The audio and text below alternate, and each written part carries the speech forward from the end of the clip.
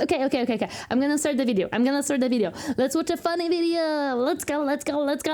Warhammer Total War 3 is... Wait, is it the wrong resolution? Well, let me... There, now better. Okay, again.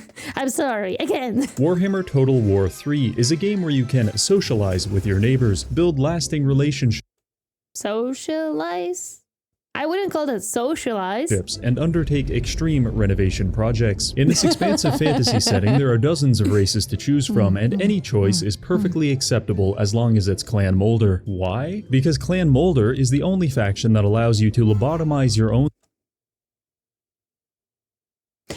To do what now?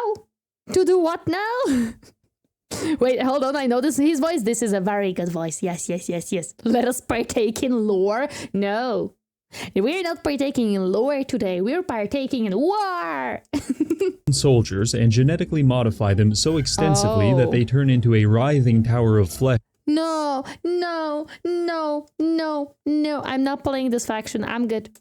Which is simply too ugly to die. Today, we will utilize the power of gene splicing along with a complete disregard for side effects to create the ultimate life form and conquer our enemies. But first, a word from our sponsor. GamerSupps is a company which sells some of the finest legal energy supplements in the world. But perhaps even greater than that is their relentless assault on your ability to be a normal person, because they have invested tens of thousands of dollars into the science of sexualizing plastic cups. Nothing and no one is safe from their reach, but we might be able to take control. Use code Reggie for 10% off, and if we buy enough products, maybe, just maybe, they'll let me design my own totally platonic and safe for work cup. Thank you, GamerSupps. Now back to the video. Welcome to the snow-covered wasteland.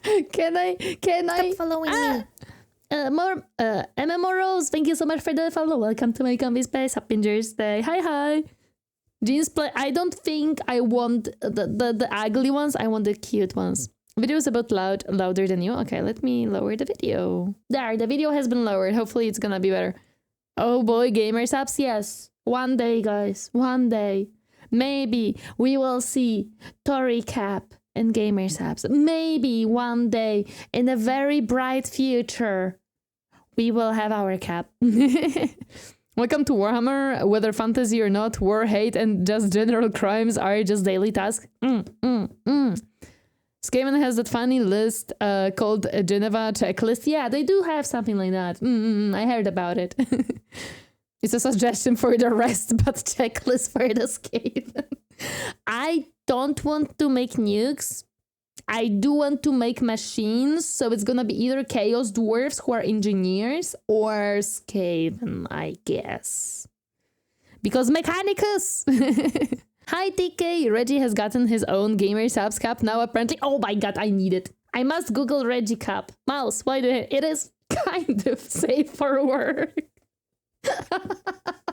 Back to the video. Of a place which is called Kislev, but which we all know is simply Eastern Europe. True to form, these tundras are inhabited exclusively by 17th century Russian nobility and recently paroled sex offenders. As such, its main exports are bad haircuts, class warfare, and uncomfortable conversations. Submit to me. But perhaps... What was that? Wait a second, what is this? What is this voice line? What? Warfare and uncomfortable conversations. Submit to me. But Captain, where are we playing this game again?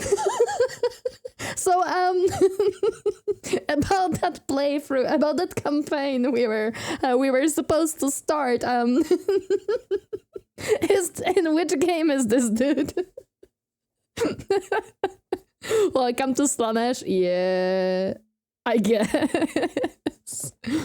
Voice acting is superb in that game. Dude. Okay, save for work option. Save for the optional 100%.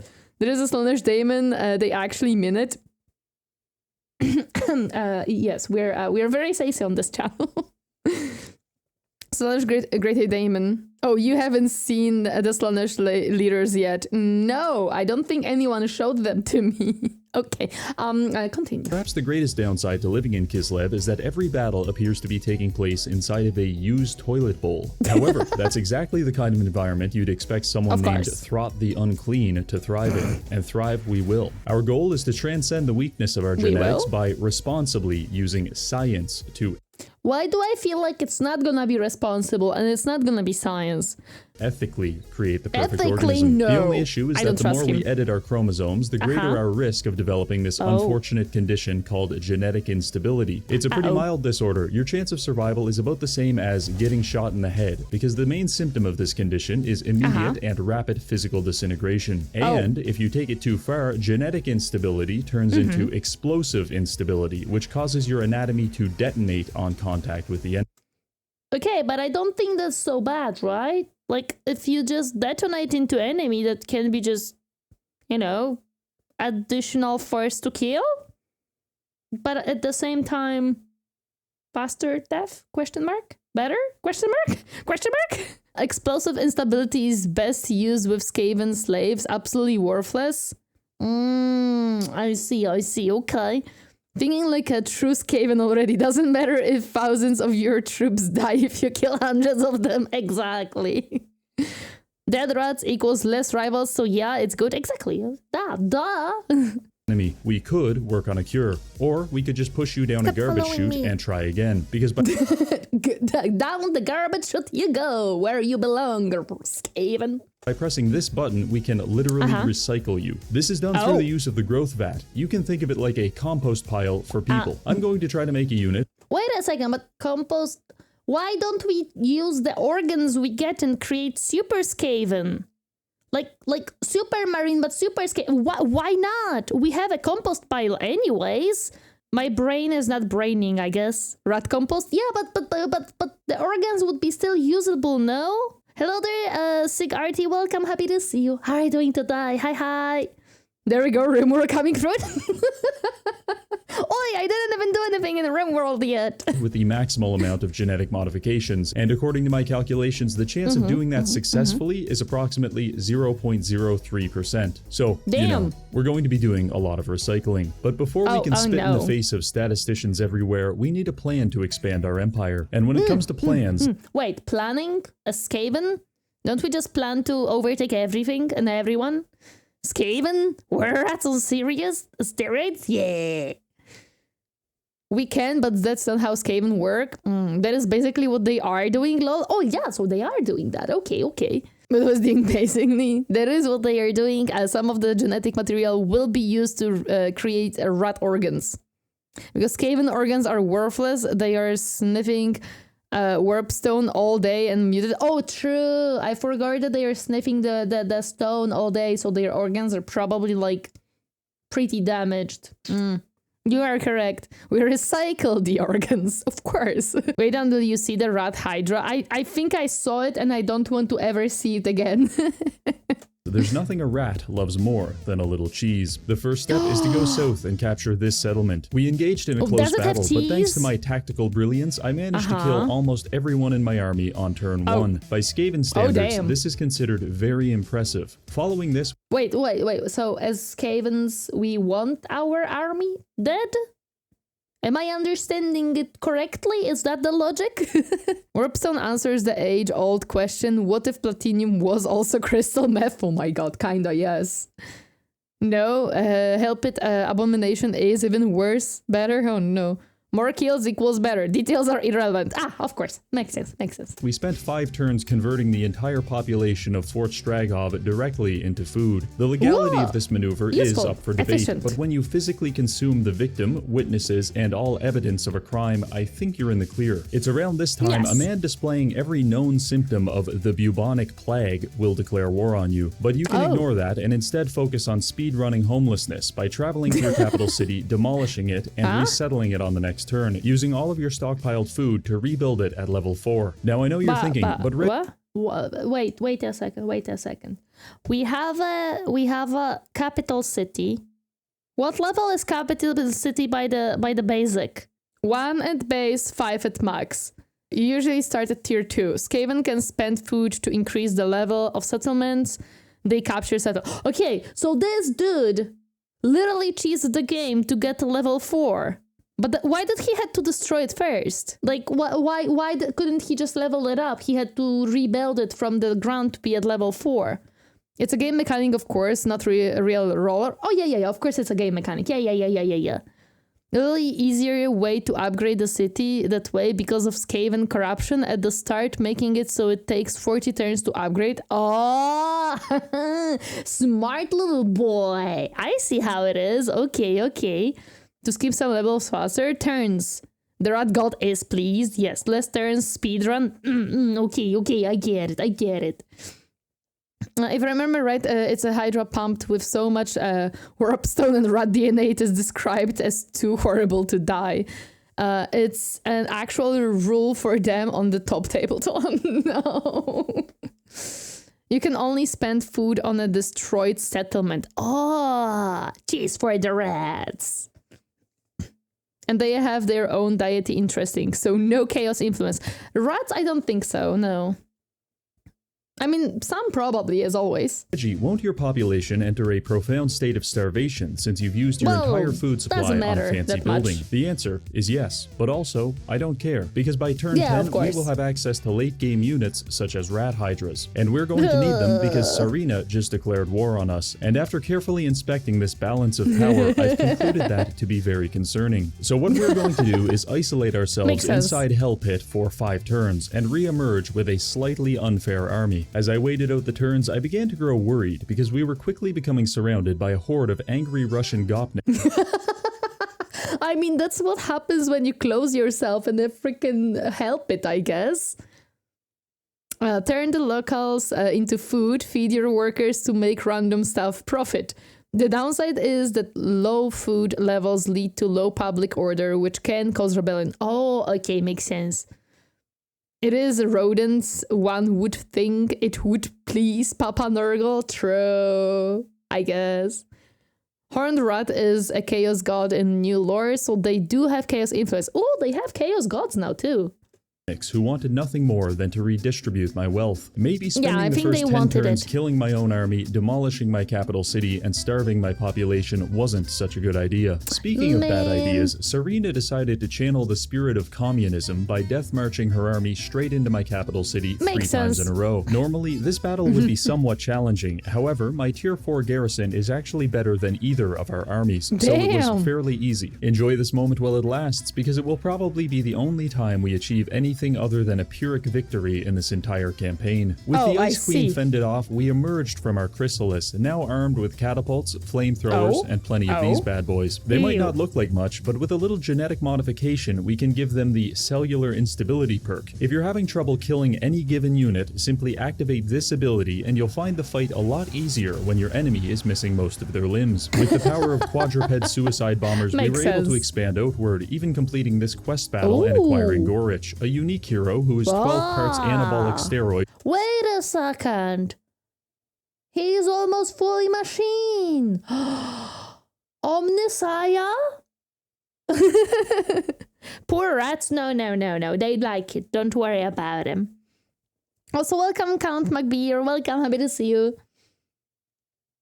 Clan Pestilence is Papa Nurgle plague ridden rat child. Hello there, Dublerius. Welcome. Happy to see you. Like I say, Dr. Frankenstein. OMNISSIAH? I've seen that only one on the plane of Hellfire Peninsula. There's a human brain in that thing. Wait, what? It's a human brain there? Wait, where? This is a rat. Ratnisaya? Is that you? Hello, newbies world. Welcome. Happy to see you. How are you doing today? Hi.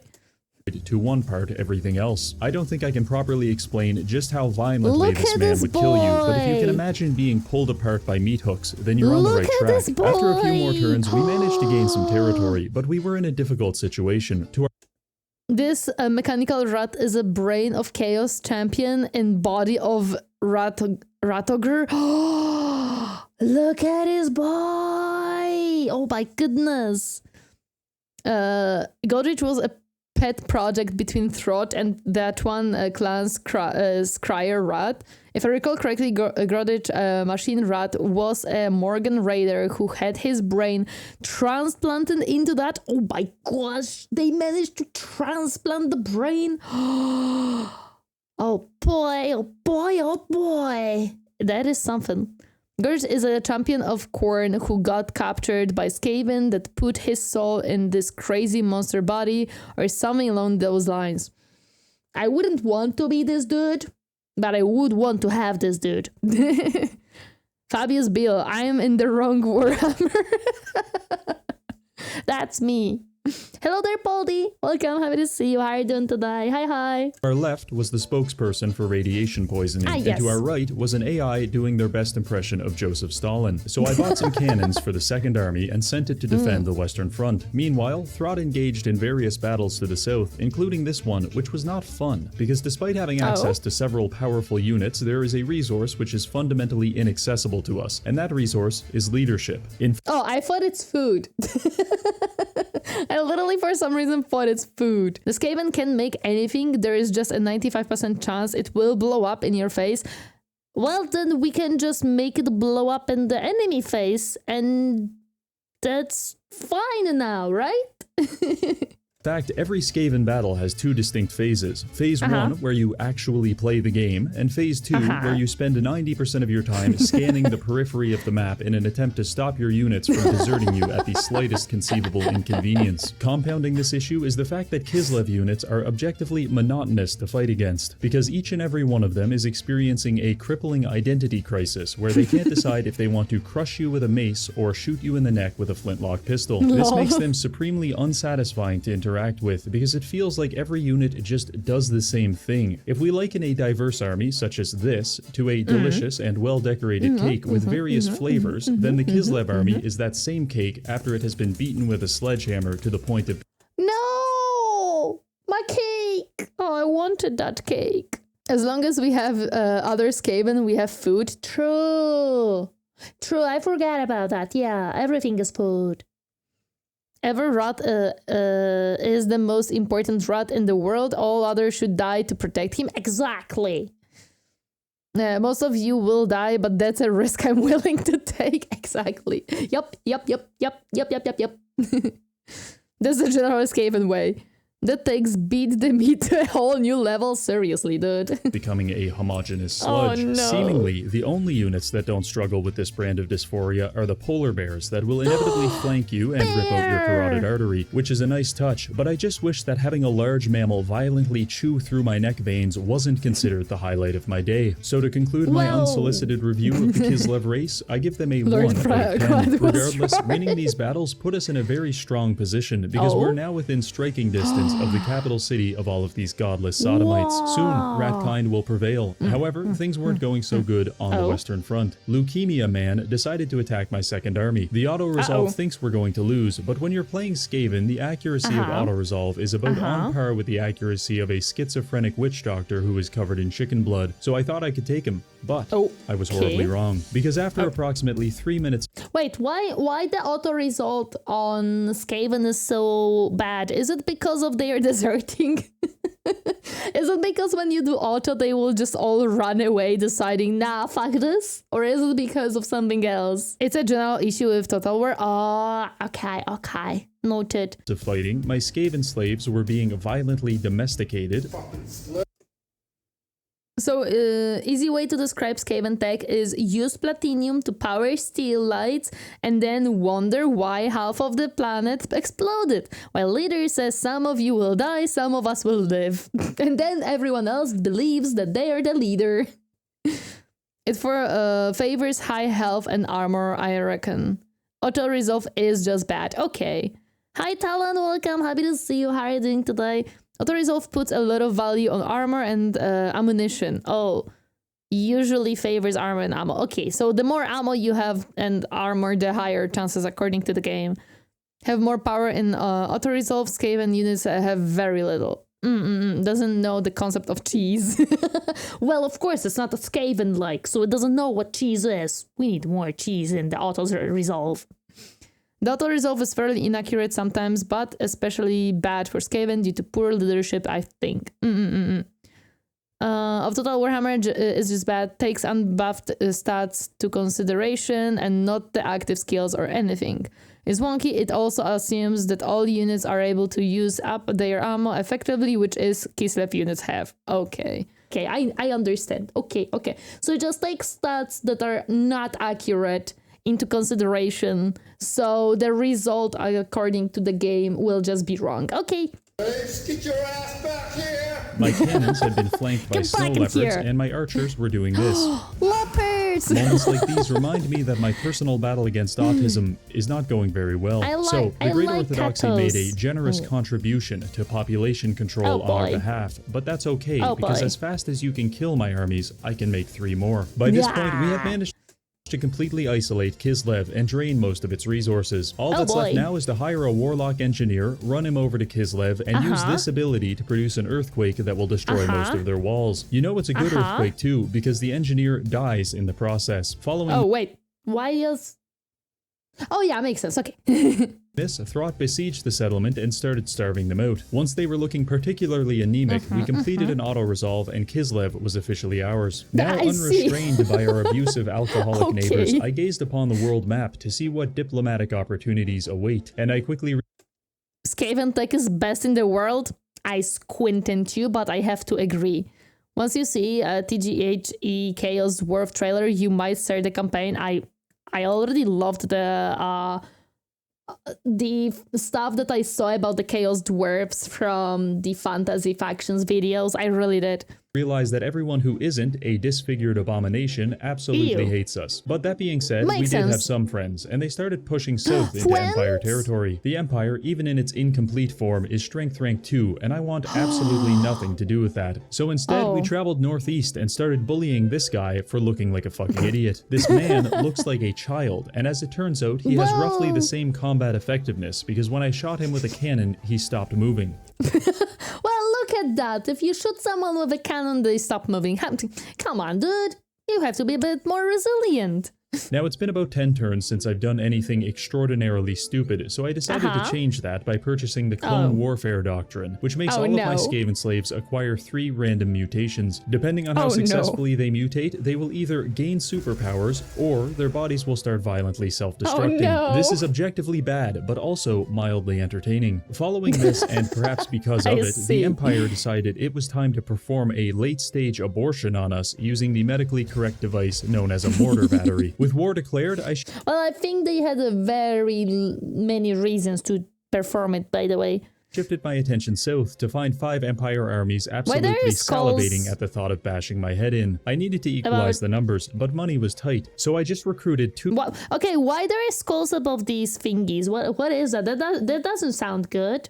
Settlement with plague? Oh, it's a plague. Oh no, that's bad. Plague bad. 2 full armies of Skaven slaves. The plan is to use them to literally absorb all the enemy's ammunition and then tire them out in melee combat. And before you ask, no, I don't feel bad, because if they didn't want this to happen, they shouldn't have put the phrase expendable meat shield. Oh no! That's not how it works, Reggie, no! Indicate they have plagues. Okay. Nurgle champion Festus is your neighbor. Oh, yikes. On their resume. With our preparations now complete, we entered into an absolutely massive battle against the humans, with each side deploying 5 full armies for a total of over 7,000 people. Victory here could secure us a path into the Empire, and defeat would probably set us back about 20 turns. So here's the plan. Step 1, use my failed science experiments to physically disgust the opponent. Step 2, create a formation of people that actually matter atop of this hill and use my poison wind mortars to harass the enemy on approach. Step 3, have a panic attack from trying to manage 4,000 units. And then the most important step of all, step 4, locate the enemy leadership and right-click on them with Gorich. After about 30 seconds of socializing with Gorich, the enemy heroes display a strong proclivity towards bleeding to death. No, not the griffin! It was pretty. The hero, whatever, but the griffin, though. Those are pretty. Oh, Papa Nurgle. Why you guys love Nurgle so much?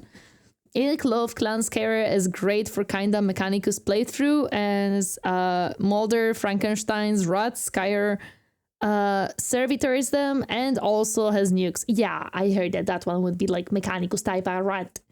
Fun fact, the Skaven tech tree has an option to make clan rats just as expendable as the Skaven slaves. Life isn't just cheap to the Skaven, it's on the fire sale. Yeah, they really don't like their life, hey?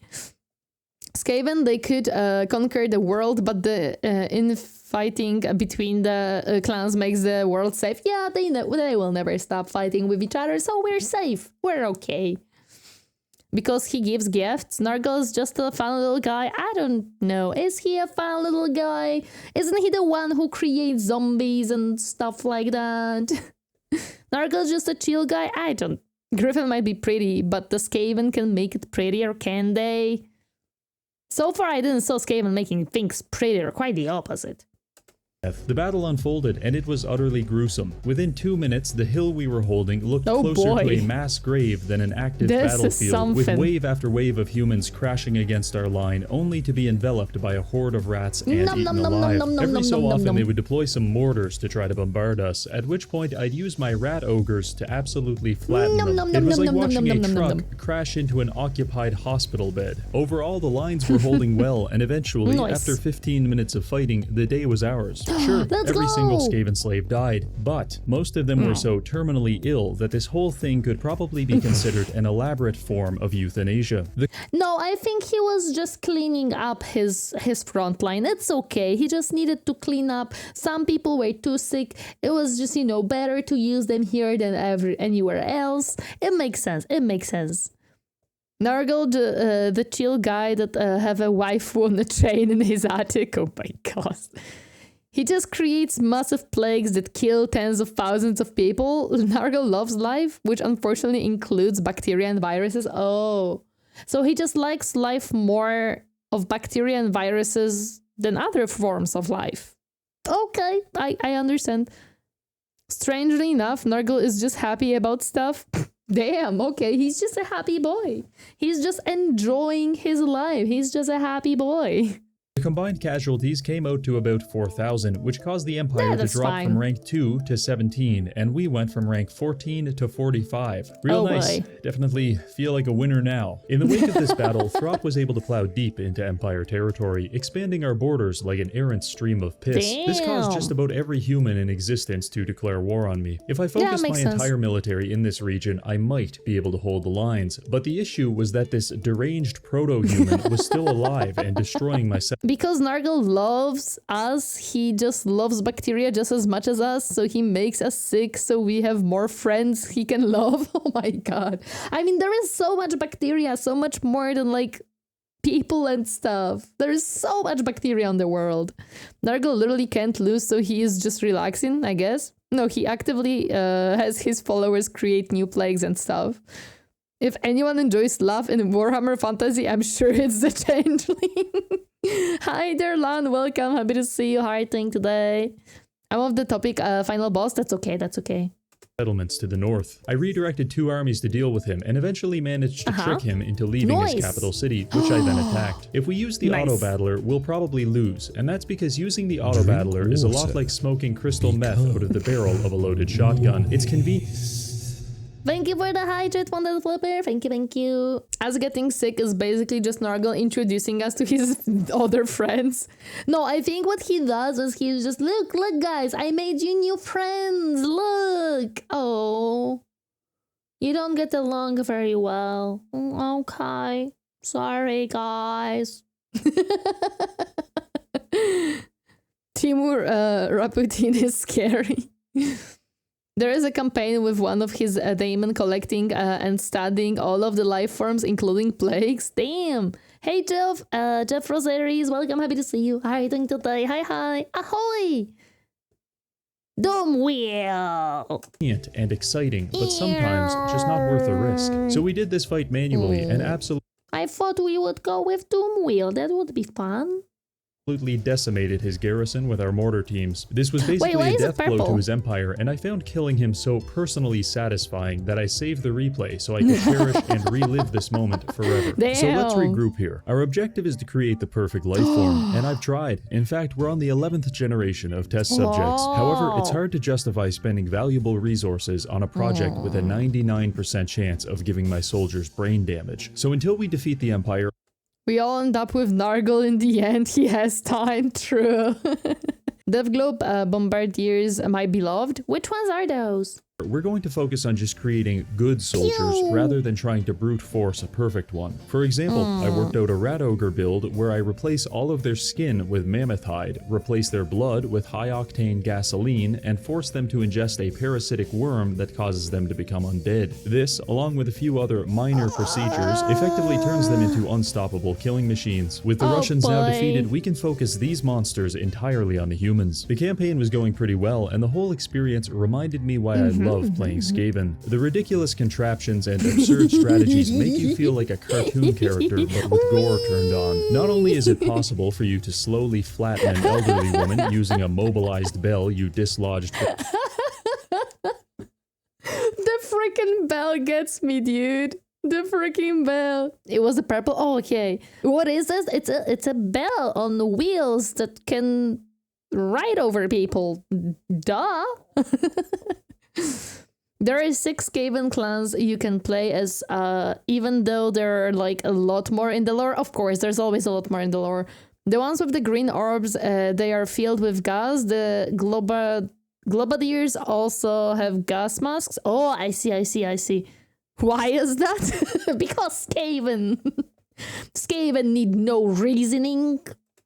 From a nearby clock tower, it's actually one of the more normal things you can do. So needless to say, the Empire was feeling the pressure, so much so that they ended up calling in their friends for help. And what fearsome allies did Carl rally against me? Well, a fucking tree and a short guy. I don't think Carl has many friends, and he's about to have even less because his barely animate companion just ran headfirst into an army of flamethrowers. Meanwhile, the dwarves actually killed one of my armies, which is really unfortunate for them because now I have to introduce them to Rodney. With most units, there is some part that isn't dangerous, but with Rodney, everything will kill you. He's covered in spikes, his entire body is swinging and gyrating around wildly, and if any part of him even... It even has a wheel instead of the leg to be able to move. No, Rodney. Rodney, no. But the gas masks don't actually protect them properly because the gas is too potent, of course. The bell gets pushed by Clanrat or Stormvaymain regiments in the miniature game. I love that. The Skaven rejected reason and embraced crack, yes. There is a help it abomination. Poor Reggie. There is a little reason for the bell, by the way. They are made by the Grey Seers priests of the horned rat that scares their opponents and more. Lol. If I remember correctly, on tabletop Skaven weapons team have a chance to just explode and die, of course. Makes sense. Honestly, the bell moving on its own is better because it is funny. It is funny. Skaven delivering the Taco Bell orders. Redney eats only grain-free kibble. I don't believe you on that one. Touches you, it could best be likened to being hit with a bag full of cinder blocks. So anyway, they died. After assimilating the resources of Carl's friends, our faction had become so powerful that beating him up was starting to feel like beating up someone with cerebral palsy. And as I'm sure you know, after a few minutes, that experience becomes very unrewarding. But I refuse to let the physically disabled rob me of the joy of victory, so I decided to fire another bullet into the still twitching corpse of morality by spending 1,000 gold to develop biological weapons, which I then deployed in Carl's capital city. This was not tactically necessary, but it was kind of fun. I enjoyed watching it spread through his territory, decimating his economy and slowly decomposing all of his armies. The plague was so virulent that it even started killing the French, which caused them to declare war on me. I viewed this as a win-win scenario. I had fun watching Carl writhe around on the ground like some kind of dying centipede, but this this shot. I had fun. This shot looked kind of like just fireworks being shot around. This was kind of cute. Someone said there are 6 playable clans. There's the New York Rats, London Rats, Ninja Rats, and I don't remember the rest. Yeah, there were a few of them. Hi Xavi, welcome. Happy to see how you're doing today. Hi. Helpet and Abominations are one of the clan Molder's master works. They are the master mutators and are also behind wolf rats, rat ogres, rat hydras, and much more. Yeah, I can see Jerry when we went to Fukushima. Poor Bretonians, they seem to get a lot of hate. London Rats, LMO, which one's that meant to be? London Rats were the like roguelike ones with the blades or something like that. Now I'm watching Tori on YouTube. Let's go. That is the looks of a player who plays Skaven like dwarfs. I mean, it works. Then it works. Hi, the heretical nerd. Welcome, welcome. Happy to see you. How are you doing today? Bretonian hate is justified. Well, from what I've heard, yeah, makes sense. Clan Morse is also really fun. 10 million rats instead of 10,000. My goodness, it's a lot of rats. I hope my PC will never explode. Stubby Stubs! Fun fact, there is actually a Scave pirate clan. Clan Scurvy. Their leader is on the Council of 13. Vrisk, Iron Scratch, the pioneered Skaven Oceanic Warfare.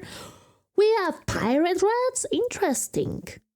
Gorich is just your average gym bro. Yeah, he's just a gym bro. He just came back to be a gym bro, dude. He just needed a tiny bit better body, okay? His previous body was too weak to pump, so he needed a new one. That's it. He literally just needed a slightly better body, so the rats provided, I guess. It's stronger. Better, that's questionable, but stronger depends on how you look at it. Definitely depends. Watching Carl writhe around on the ground like some kind of dying centipede, but I decided it was time to put him out of his misery. I went to Altdorf, sacked it for 30,000 gold, and then settled it as a level 1 Skaven city. That's a pretty humiliating way to lose your capital city, and I wouldn't be surprised to see a notification about Karl Franz dying of a drug overdose on the next turn. With the old world now under our control, I began pumping my soldiers full of mutagens, hoping that even one of them would transform into something other than a burden to society. The next 20 turns consisted of slaughtering the French, growing new monsters in a petri dish, and having a member of the Chinese mafia try to extort me for 3,000 gold. I said no, he said I'll kill you, and then I pointed out he's 3,000 miles away, checkmate Jackie Chan. Just to prove a point, I also decided to ambush one of his He do be slightly far away. I think he's safe. trade caravans, which was carrying 11,000 gold. I know the sight of me grabbing a civilian's head and slowly crushing it with my bare hands looks bad, but it's actually okay because these people are communists, and what they need most of all is freedom. And as an advocate of freedom, I am morally obligated to extend to them the compassionate hand of freedom by balling it up into a fist and punching them in the face with it repeatedly until they submit and conform to my political ideologies, which is a roundabout way of saying I just wanted 11,000 gold.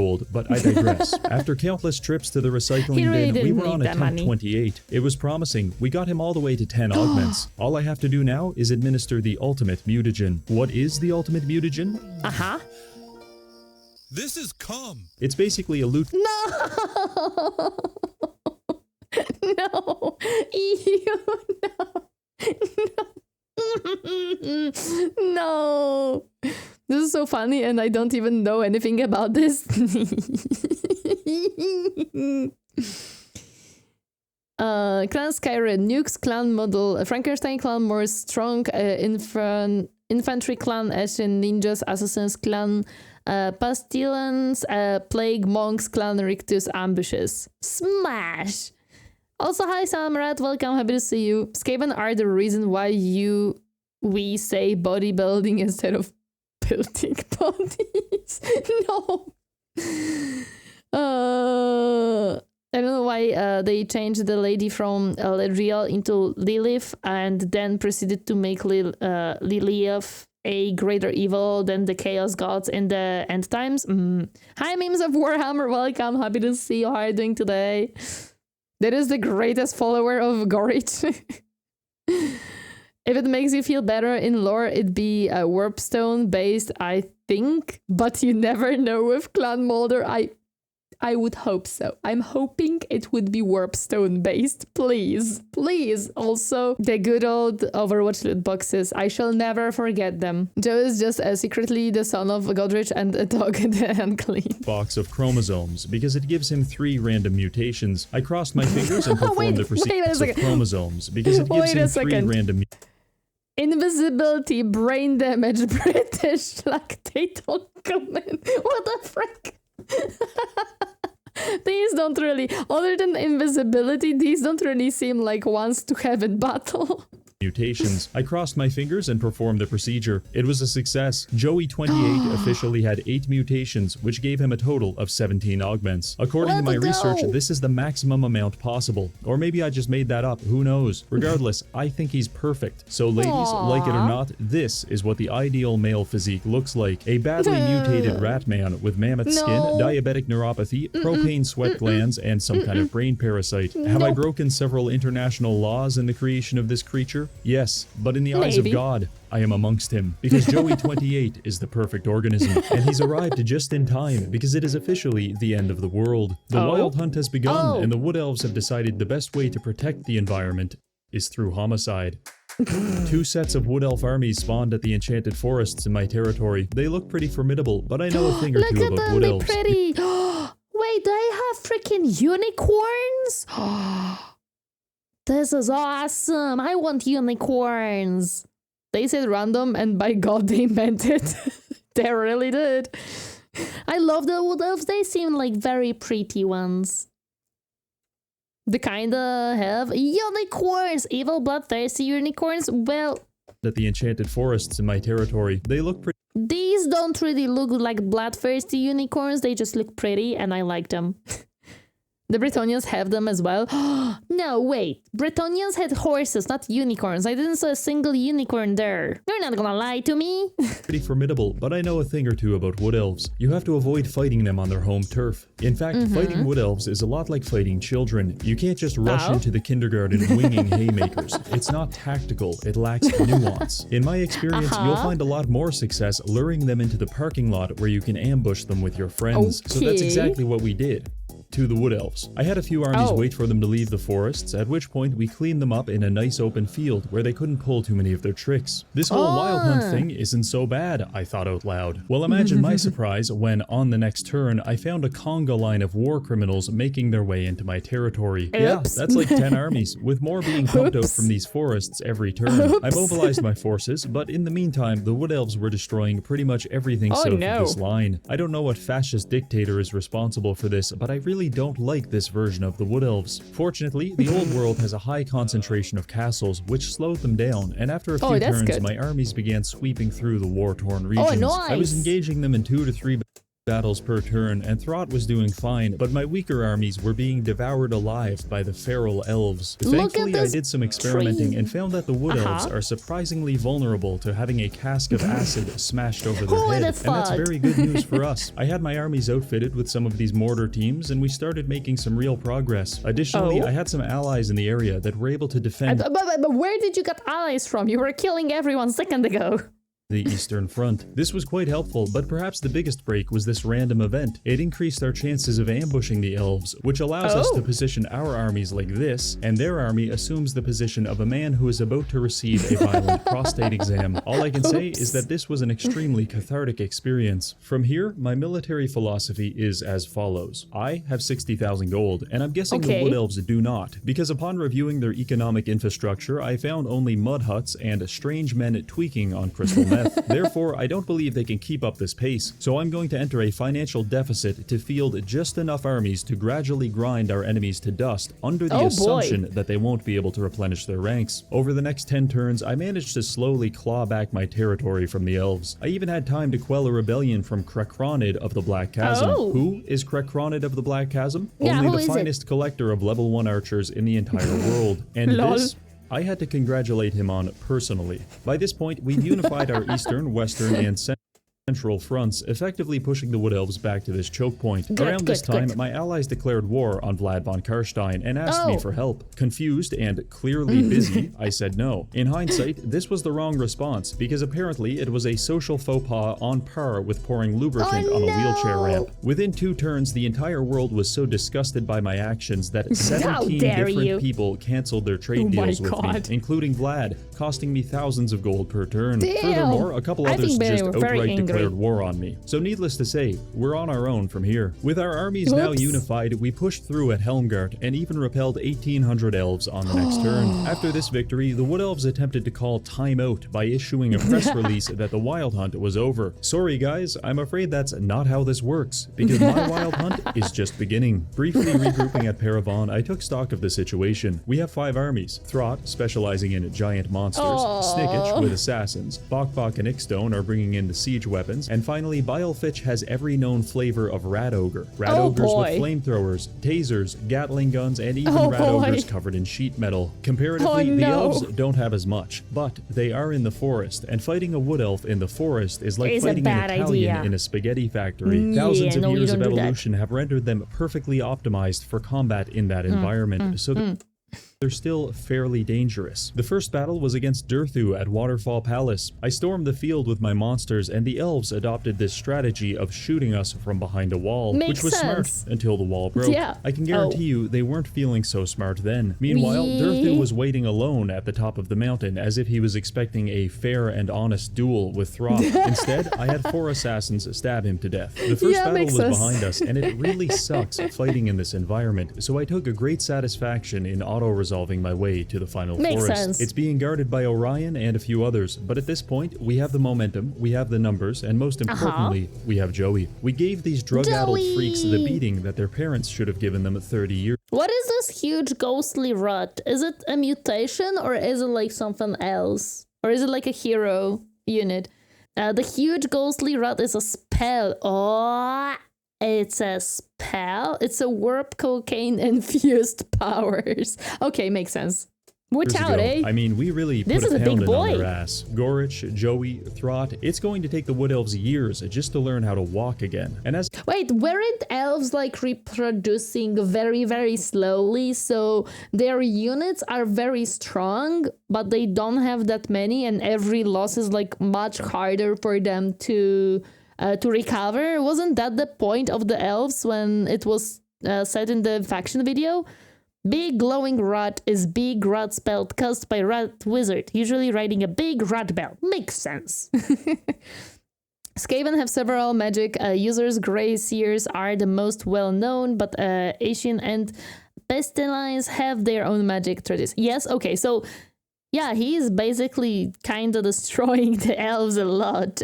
In-game, I believe elf units heals slowly. Okay, so they just heal slowly. As I stood there in a burning forest, surrounded by thousands of dead elves, I knew I had done the right thing, because the Wild Hunt is finally over. Sure, it cost me 10,000 gold per turn, and I'm at war with everyone from the Triads to literal demons, but all of that pales in comparison to the fact I have killed all Europeans, become God, and saved the world. I really couldn't ask for a better legacy. And with that, I feel Throt has achieved his goals and his purpose in life is complete. So that's it for this video. Feel free to check out the second channel where I'll be posting some of my extra content. Big thanks to this month's patrons for supporting the channel, and finally, thank you for watching. Thank you, Reggie. Oh, that was a great video.